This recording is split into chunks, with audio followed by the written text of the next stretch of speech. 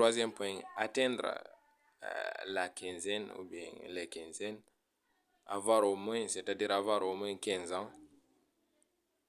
Et en quatrième position, la menstruation. Les trois premiers points est pour l'ensemble des deux, c'est-à-dire les hommes et les femmes, et la menstruation est pour les hommes. Une personne qui a rempli ces trois conditions, s'il est homme ou femme, elle arrive à remplir ces quatre conditions, elle devient ici une personne responsable qui doit obligatoirement jeûner le mois du Ramadan. Dans cette condition, on va énumérer le cas des vieux, c'est-à-dire on sait que les vieux ont des catégories aussi. Les vieux dont leur vieillesse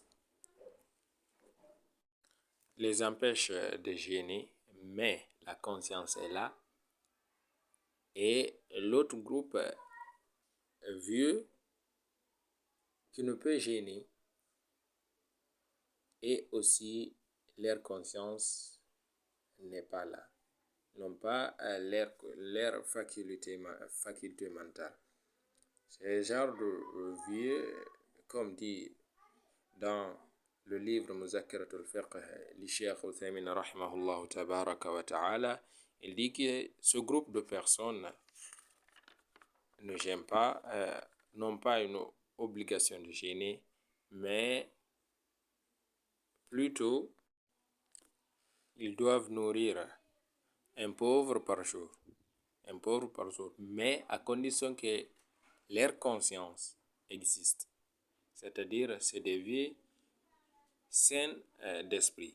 Mais les vieux ou les vieillards dont l'esprit ou leur faculté mentale n'est pas là, n'est pas intacte, ils sont inconscients, ceci ne doit ni gêner ni nourrir un pauvre par jour,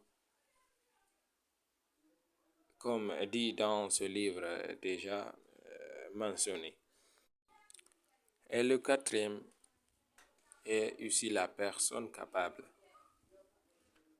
Pour exclure les personnes impuissantes, ce déficit est sur deux parties. Être impuissant à jeûner du fait d'âge ou avoir une maladie incurable qu'on ne peut jeûner avec. Cette première partie, où ce premier groupe de personnes nourrit une personne pauvre par jour, une pauvre personne par jour.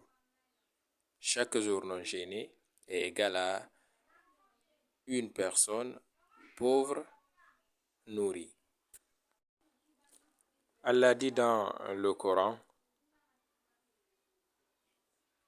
أياما معدودات فمن كان منكم مريضا أو على سفر فعدة من أيام أخر. Il dit وعلى الذين يطيقونه فدية طعام مسكين فمن تطوع خيرا فهو خير له. Il dit pendant un nombre déterminé de jours, quiconque d'entre vous est malade ou en voyage devra jeûner un nombre égal d'autres jours.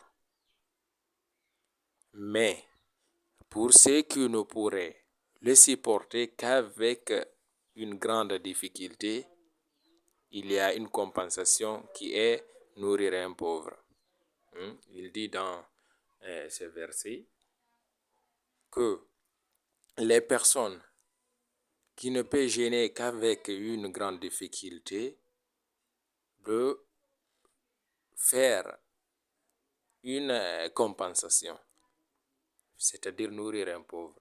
Ibn Abbas radiallahu anhuma dit sur ces versets, il dit que ce verset n'est pas mansoukh, n'est pas abrogé, mais il est pour les cheikhs et les cheikha, c'est-à-dire les vieillards, qu'ils soient hommes ou qu'elles soient femmes,